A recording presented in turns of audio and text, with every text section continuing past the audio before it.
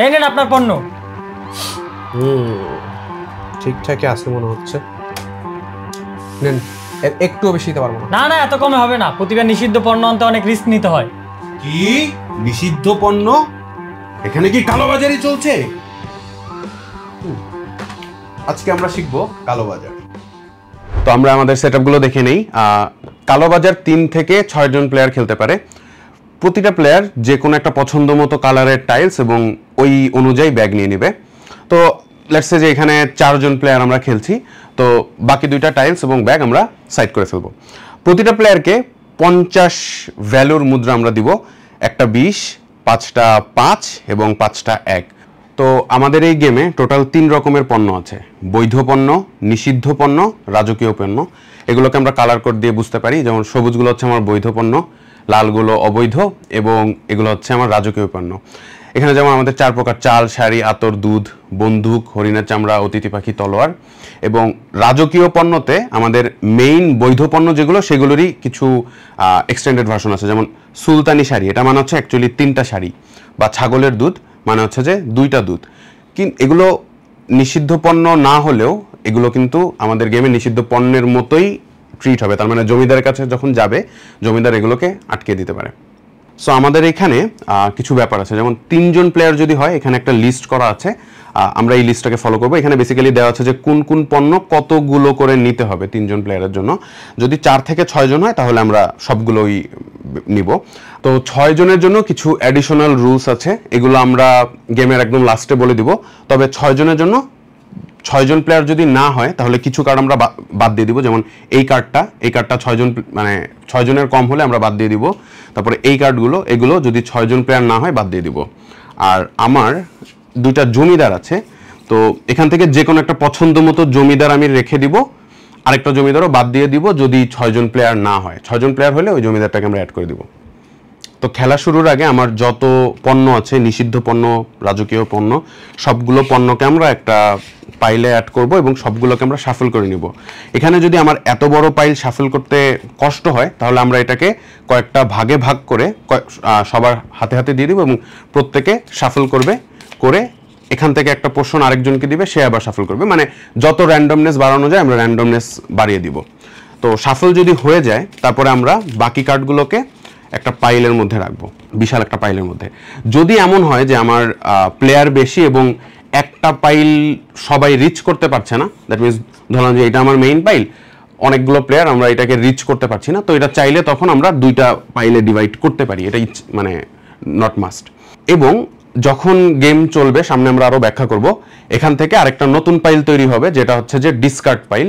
যেই পাইলে হচ্ছে যে আমরা যখন যে কার্ডগুলো আমরা, এটা সামনে আসতেছে যে বাজার ফেজ, ওইখান থেকে এরকম আরেকটা পাইলও থাকবে, সেটা এটার পাশে থাকবে। এরকম 2টা পাইল থাকবে আমার গেমে। এবং আমাদের বাকি যে কয়েনগুলো থাকবে এগুলোকে আমরা আলাদা আলাদা করে রাখতে পারি যাতে আমাদের হিসাবে সুবিধা হয়। এটা বেসিক্যালি আমাদের ব্যাংক, এটা যে কোনো একটা জায়গায় রেখে দিলেই হবে, মোটামুটি মাঝখানে থাকলেই সুবিধা হয়। সো খেলা শুরুতে যে কোনো একটা প্লেয়ার জমিদার হবে এবং বাকিরা থাকবে হচ্ছে বণিক।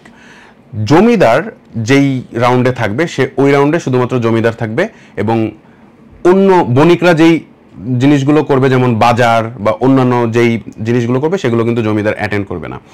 জমিদারকে আমরা যখন যেই প্লেয়ারটা জমিদার হবে তাকে আমরা এই কার্ডটা দিয়ে দিব, আমরা বুঝবো যে এই রাউন্ডের জন্য সে জমিদার। এবং পরবর্তী রাউন্ডে আরেকজন জমিদার হইতে পারে, তার পরবর্তী রাউন্ডে আরেকজন জমিদার হইতে পারে। এভাবে করে ঘুরে আবার প্রথমে যে পার্সনটা জমিদার হয়েছিল সে আবার জমিদার হইতে পারে। 3 পার্সনের গেমে প্রত্যেকটা প্লেয়ার 3 বার করে জমিদার হয় এবং 4 থেকে 6 জন যখন প্লেয়ার থাকে তখন প্রত্যেকটা প্লেয়ার 2 জন করে জমিদার হয়। তো এখন আমরা আমাদের গেমে প্রবেশ করছি। আমাদের গেমে টোটাল 5টা পর্যায় আছে। তো প্রথম পর্যায় যেটা হচ্ছে বাজার, সেটা আমরা এখন ব্যাখ্যা করব। আমরা প্রত্যেকটা প্লেয়ারকে 6টা করে কার্ড, 3 4 5 6 6টা করে কার্ড প্রত্যেকটা প্লেয়ারকে দিয়ে দিব এবং প্রথম পর্যায়ে আমরা বাজার করে নিব। তো বাজারে কি করতে হয়? বাজারে আমি আমার কার্ডগুলোকে দেখব এবং দেখার পরে আমি চাইলে 0 থেকে 5 পর্যন্ত যে কোনো সংখ্যক কার্ড ফেলে দিতে পারবো। তার মানে 0 মানে হচ্ছে যে আমি চাইলে বাজার যে পর্যায়টা আমি অংশগ্রহণ নাও করতে পারি, অথবা আমি চাইলে আমার হাত থেকে বললাম যে আমি এই কার্ডটা ফেলে দিব, যে কার্ডটা ডিসকার্ড হবে, এইটাও একটা নতুন পাইল হবে। যদি এখান থেকে আরেকটা প্লেয়ার কোনো একটা কার্ড ফেলে দেয়, সেও এখানেই ফেলবে। এবং এই কার্ডগুলো আমরা সবাই দেখব, কারণ আমরা সবাই বোঝার চেষ্টা করছি যে ওই প্লেয়ারটা আসলে কোন ধরনের কার্ড ফেলে দিতে চাচ্ছে। এটা আমরা বাজারে আমরা এটা কোনো কার্ড নাও করতে পারি, আবার আমরা 5টা পর্যন্ত করতে পারি, একদম 6টা কার্ডই ফেলে দেওয়া যাবে না, হাইয়েস্ট 5টা কার্ড পর্যন্ত আমরা ফেলে দিতে পারি। এটা সবগুলো প্লেয়ার সবাই করবে, এটা হচ্ছে আমাদের বাজার পর্যায়ে। এখন আমাদের দ্বিতীয় ফেজে আসছি, বণিকের সদাই। বণিকের সদাইতে আমরা আমাদের পছন্দ মতো 1 থেকে 5টা পর্যন্ত যে কোনো সংখ্যক কার্ড ব্যাগের মধ্যে নিব। কেন নিব, কিভাবে নিব সেটা আমি ব্যাখ্যা করছি। ব্যাগের মধ্যে নেওয়ার পরে এটা বেসিক্যালি জমিদারের কাছে যাবে, জমিদার এটা একটা গেট পাসের মতো, জমিদারের কাছে যাবে এবং জমিদারের কাছ থেকে আমার কাছে আসবে, এবং আমার কাছে যে আসলো এটাকে তখন আমি আমার দোকানে রাখবো। এগুলো সব আমি সামনে ব্যাখ্যা করছি, বাট এটা আমার মনে রাখতে হবে যে আমার হাতে যে কার্ডগুলো আছে এগুলো আসলে ম্যাটার করে না, এগুলো গেমের শেষ পর্যন্ত এগুলো কাউন্ট হবে না, বাট যেগুলো আমি আমার দোকানে নিয়ে আসতে পারবো সেগুলো কিন্তু আমার অ্যাসেট, আমি একদম শেষে যে ওগুলোকে আমি কাউন্ট করব। এখন আসতেছি আমাদের থার্ড পর্যায়ে, যেটা হচ্ছে ঘোষণা। আমি ঘোষণা দিচ্ছি। তো একটা জিনিস মাথায় রাখতে হবে যে আমাদের যেই বৈধ পণ্যগুলো আছে, শাড়ি, চাল, আতর এবং দুধ, এই 4টার মধ্যে যে কোনো একটা টাইপই আমি ব্যাগে নিয়ে যেতে পারবো। এটা আমি যে কোনো সংখ্যক 1 থেকে 5 যে কোনো সংখ্যক নিতে পারি। যেমন আমি বলতে পারি যে আমি 2টা দুধ নিছি, অথবা 3টা দুধ নিছি, 4টা দুধ নিছি, বা 5টা দুধ নিছি। 6টাই নেওয়া যাবে না, 5টা হচ্ছে আমার লিমিট। বাট যেই টাইপ নিব সেই টাইপ একটা টাইপই নিতে পারবো। আমি এরকম বলতে পারবো না যে আমি 2টা দুধ এবং 1টা আতর নিছি, এইভাবে আমি নিতে পারবো না। যেই টাইপটা নিব আমি সেটাই নিব। বাট এটা হচ্ছে আমি ঘোষণা করছি, নট নেসেসারিলি যে আমি এইভাবে নিছি। এখানেই আমার ব্লাফিং শুরু। এখানে আমি চাইলে নিষিদ্ধ পণ্য নিয়ে নিতে পারি, আমি চাইলে রাজকীয় পণ্য নিয়ে নিতে পারি, এমনকি আমি অন্য যে কোনো একটা বৈধ পণ্য নিতে পারি। যেমন আমি বললাম যে আমি 4টা দুধ নিচ্ছি, বাট আমি আসলে 2টা দুধ নিচ্ছি, 2টা আতর নিচ্ছি। আতর বৈধ, বাট মানে আমি ঠিক মতো নেই। একটা ব্যাপার হচ্ছে, আমি যদি বলি আমি 4টা কার্ড নিছি, 4টা কার্ডই নিতে হবে, সংখ্যায় কোনো ব্লাফিং চলবে না। তার মানে আমি এরকম করতে পারবো না যে আচ্ছা আমি 4টা কার্ড ঘোষণা করছি, বাট আমি আসলে 5টা ঢুকাই দিছি। সো সংখ্যায় নিয়ে কোনো ব্লাফিং নেই, বাট টাইপোলজি নিয়ে, মানে কোন টাইপ আমি নিব এটা নিয়ে কিন্তু ব্লাফিং করা যায়। তো আমি ঘোষণা দিলাম যে এখানে 4টা দুধ আছে বা 4টা আতর আছে, তারপরে আমি আমার কার্ডগুলো এটার মধ্যে রাখবো, এবং ফাইনালি একদম লাস্টে আমি এটা জমিদারকে জমা দিয়ে দিব। জমিদার এখনো কিছু করতে পারবে না, কোনো অ্যাকশন নিতে পারবে না, এটা খুলতে পারবে না, জাস্ট জমিদারের কাছে জমা থাকবে। এখন আমাদের সবচেয়ে মজার ফেজ, যেটা হচ্ছে পরিদর্শন। জমিদার এখন ডিসাইড করবে যে কার ব্যাগ সে পরিদর্শন করবে, কার ব্যাগ সে পরিদর্শন করবে না, জাস্ট পাস করে দিবে। জমিদারের যাদের যাদের সন্দেহ মনে হবে, সন্দেহজনক লাগবে, যে আমার সন্দেহ হচ্ছে যে ও বলছে ওর 4টা দুধ আছে, বাট আই ডাউট, আমার মনে হয় যে ওইখানে কোনো অন্যান্য নিষিদ্ধ পণ্য বা রাজকীয় পণ্য যেটাও জমিদার আটকাইতে পারবে সেগুলো আছে।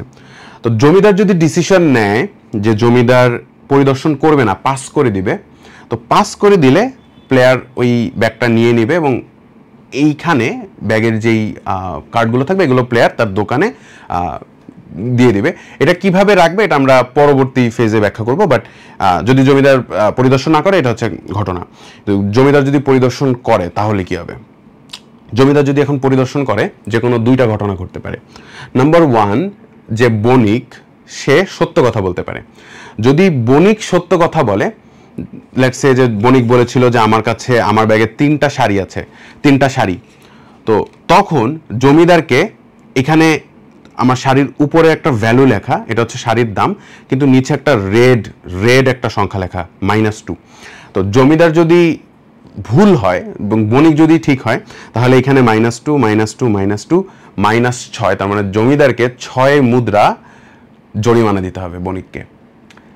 তো কিন্তু যদি বণিক ভুল হয় তাহলে কি হবে?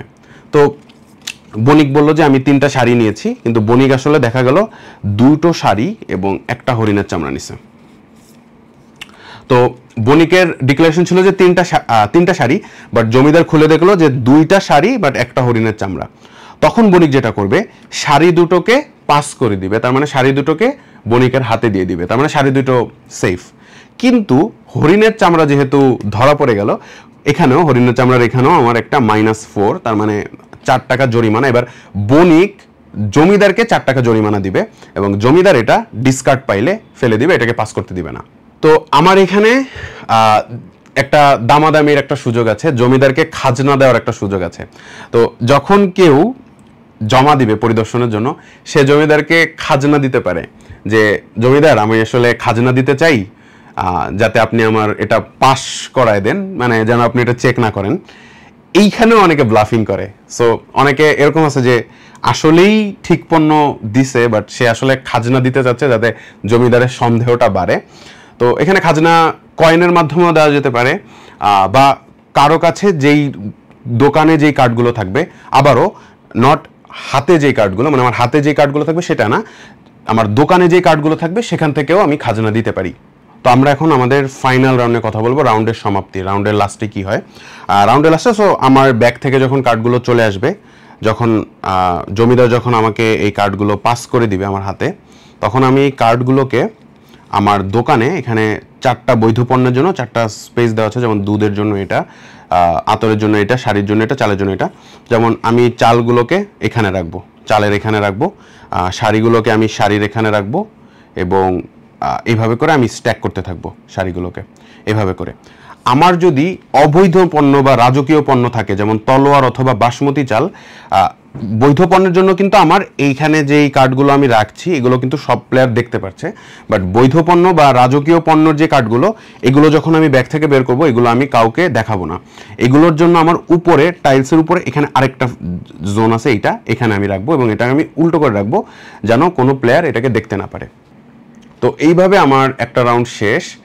পরবর্তীতে আবার নতুন একটা রাউন্ড হবে, নতুন একটা জমিদার, তারপরে আরেকটা রাউন্ড, আরেকটা জমিদার। বাট লাস্ট এই রাউন্ডে আমি যেহেতু ব্যাগে আমি কিছু কার্ড রেখেছি, তো আমার কিন্তু কার্ড এখন মাত্র 2টা। তো যেই প্লেয়ার যতগুলো কার্ডই ব্যাগে রাখুক, রাউন্ডের শেষে আবার ততগুলো কার্ড নিবে। বেসিক্যালি তার কাছে 6টা কার্ড হইতে যতগুলো কার্ড নেওয়া লাগে ততগুলো কার্ড আবার সে নিয়ে নিবে। যেমন আমার যদি 4টা কার্ড আমি ব্যাগে রাখি, তাহলে আমার ডেক থেকে আমি 4টা কার্ড নিয়ে নিব 6টা কার্ড হওয়ার জন্য। আবার আমি যদি 3টা কার্ড ব্যাগে রাখতাম, তাহলে আমি ডেক থেকে 3টা কার্ড নিয়ে নিতাম 3টা কার্ড হওয়ার জন্য।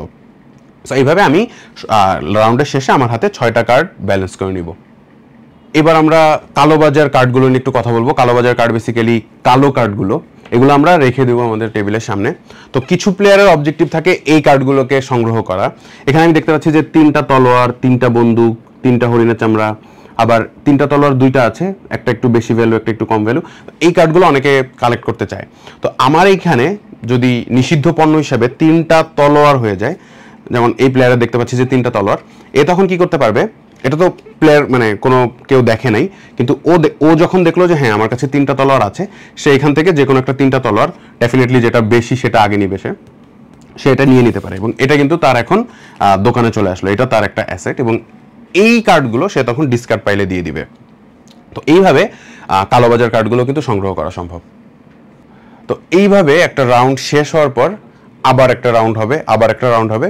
তো বেসিক্যালি নিয়ম হচ্ছে যে 3 জনের যখন খেলবো আমরা, তখন প্রত্যেকটা প্লেয়ার 3বার জমিদার হইলেই আমার মানে গেম শেষ। যদি 4 থেকে 6 জন হয়, তাহলে প্রতিটা প্লেয়ার 2বার করে জমিদার হলে রাউন্ড শেষ।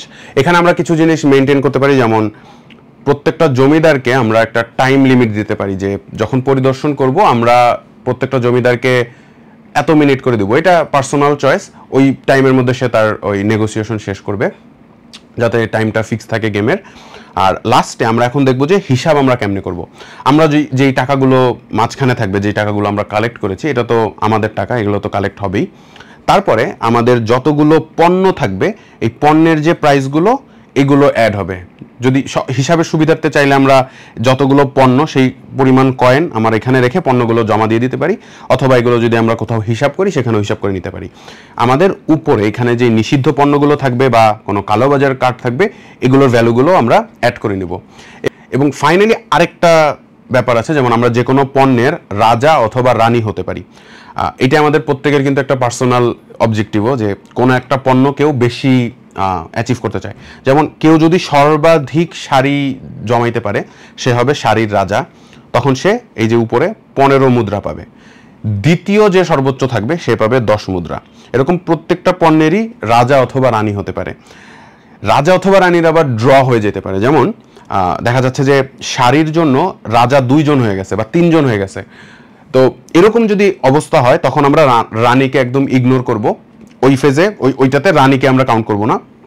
রাজা যেহেতু 2 জন বা 3 জন, তখন আমরা কি করব, রাজা এবং রানীর যেই মুদ্রার যে ভ্যালু, যেমন এখানে 15 আর 10, এটাকে যোগ করব, মানে 20, এবং এই 20 মুদ্রা আমরা যতগুলো রাজা সবার মধ্যে সমানভাবে ভাগ করে দিব। তো যদি এরকম হয় যে ভাগ করা যাচ্ছে না, যেমন 15 যোগ 10 হচ্ছে 25, এই 25 মুদ্রা 2 জন রাজার মধ্যে ভাগ করে দেওয়া যাচ্ছে না, তাহলে আমরা সর্বনিম্ন যেটাকে ভাগ করা যায় সেই নাম্বারটা দেখবো, যেমন 24 হলে আমরা 12 করে রাজাকে ভাগ করে দিব, সেক্ষেত্রে কিন্তু আমার রানী থাকছে না।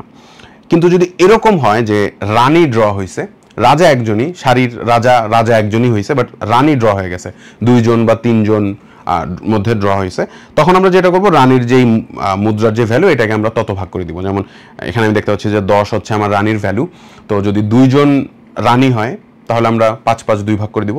যদি 3 জন হয় তখন আমরা 10 যেহেতু 3 ভাগ হয় না, 9 3 ভাগ হয়, 9 মানে লোয়েস্ট যে ভ্যালুটা সেটাকে আমরা 3 ভাগ করে 3 মুদ্রা করে সবাইকে দিয়ে দিব। সো এইভাবে আমার লাস্ট পর্যন্ত যার মুদ্রার পরিমাণ সবচেয়ে বেশি হবে, তার মানে আমার মাঝখানের কয়েন, আমার যতগুলো পণ্য আছে সেগুলোর ভ্যালু, আমার যতগুলো নিষিদ্ধ পণ্য আছে সেগুলোর ভ্যালু, যতগুলো কালোবাজার পণ্য আছে সেগুলোর ভ্যালু এবং রাজা রানীর হিসাব সব করার পরে যার মুদ্রার সংখ্যা সবচেয়ে বেশি হবে সে হবে আমাদের কালোবাজারের জয়ী। সো এখন আমরা আসবো আমাদের 6 জন প্লেয়ারের রুলস। 6 জন প্লেয়ারের গেমের কোনো তেমন নতুন কোনো রুলস আসে না, বাট কিছু জিনিস অ্যাড হয়। যেমন 6 প্লেয়ারের জন্য আমার জমিদার আসে 2টা এবং এই কার্ডটা অ্যাড হয়, এটা তেমন নতুন কোনো কিছু না, আমি বুঝিয়ে দিচ্ছি। এবং আমার দেখা যাচ্ছে যে আমার যে 6টা টাইলসে যেই 6টা বণিক ছিল তাদের কিছু ছোট কার্ড আমি দেখতে পাচ্ছি। যেমন আমার এখানে এই কার্ডটা হচ্ছে এইটা, এই কার্ডটা হচ্ছে এইটা, এই টাইলস। তো এরকম প্রত্যেকটা টাইলসের জন্য এরকম কিছু বণিকের কার্ড আমরা দেখতে পাচ্ছি। তো এটা বেসিক্যালি জমিদার কে হবে আমরা সেটা ডিসাইড করার জন্য। প্রতি রাউন্ডে যেহেতু 2 জন জমিদার হবে, আমরা প্রতি রাউন্ডে 2 জন সেম জমিদার যেন না হয় এই জন্য জাস্ট এই কার্ডগুলো আমরা অ্যাড করব। তো আমি বুঝিয়ে দিচ্ছি। যেমন প্রথম রাউন্ডে ধরলাম 2 জন জমিদার হবে, আমি জানি না কে কে হবে, আমি কার্ডগুলোকে শাফল দিব, শাফল দিয়ে যে কোনো 2টা কার্ডকে ফার্স্টে রাখবো এবং এই 2টা কার্ডকে যখন আমি উল্টাবো দেখবো যে এই 2টা প্লেয়ার আমার টাইলসে, এই 2টা ক্যারেক্টার প্রথম রাউন্ডের জন্য জমিদার হবে। এই 2টা তো জমিদার হয়ে গেল। এরপর আমার হাতে থাকলো 4টা, এইটাকে আবার আমি সেকেন্ড রাউন্ড যখন আসবে আমি শাফল করব, করে আবার 2টা কার্ড ড্র করব, এই 2টা হবে আমার সেকেন্ড রাউন্ডের জমিদার, তার মানে এটা ড্র করা লাগবে না, এটা আমার থার্ড রাউন্ডের জমিদার। তো এইভাবে করে আমার 3টা রাউন্ডে 2টা জমিদার হয়ে গেল। পরবর্তী রাউন্ডে যখন আবার আমরা আসব, এই 2 জনই একই সাথে আবার জমিদার না হয়, যাতে গেমে একটু ফান অ্যাড হয়, এজন্য আমরা আবার এটাকে শাফল করব, শাফল করে সেম ভাবে আবার আমরা দেখব যে প্রথম রাউন্ডে কারা কারা জমিদার হচ্ছে এইভাবে। সো এটা বেসিক্যালি যাতে আমাদের একটু র্যান্ডমনেস আসে, যেন একই প্লেয়ার মানে একই সাথে 2টা প্লেয়ার জমিদার বারবার না আসে, এটার জন্য জাস্ট এই কার্ডগুলো অ্যাড করা। এমনি নর্মাল মেকানিজম, কিন্তু নর্মাল গেমের মতোই। জমিদারের 2টা হইলে আসলে আমরা এখন হিসাব করব কিভাবে। এখন এখানে হিসাব হচ্ছে 2টা জমিদার একসাথে কোনো পরিদর্শন করতে পারে, আবার ইন্ডিভিজুয়ালিও করতে পারে। সো ধরলাম যে আমার এই 2টা জমিদার যখন বার্গেনিং করবে, 2 জনই যদি অ্যাগ্রি করে যে হ্যাঁ আমি এই ব্যাগটাকে পাস করব, সেটা পাস হয়ে গেল। আবার যদি 2 জনই অ্যাগ্রি করে হ্যাঁ আমি এই ব্যাগটাকে পরিদর্শন করব, তখন যেটা হবে যে পরিদর্শনের যে ইফেক্টগুলো সেগুলো 2 ভাগ হয়ে যাবে। সো বণিকরা গেমে যে জরিমানাগুলো দিবে, যদি 2 জন জমিদারই অ্যাগ্রি করে তাহলে জরিমানাগুলো এই কমন একটা প্ল্যাটফর্মে দিবে। কমন একটা প্ল্যাটফর্মে দিলে যখন আমার রাউন্ডটা শেষ হবে, পরিদর্শন শেষ হবে, তখন এখান থেকে 2 ভাগ হয়ে 2 জমিদার নিয়ে নেবে। জাস্ট এটার জন্য আমরা এই কার্ডটা রেখেছি। আবার যদি উল্টোটা হয় যে আমার কোনো বণিককে মানে জমিদারদেরকে জরিমানা দিতে হচ্ছে, তো তারা তখন 2 ভাগ হয়ে, যেমন আমার জরিমানা যদি হয় 4 মুদ্রা, তো এই জমিদার দিবে 2 মুদ্রা, এই জমিদার দিবে 2 মুদ্রা, 2 মুদ্রা বণিককে দিয়ে দিবে।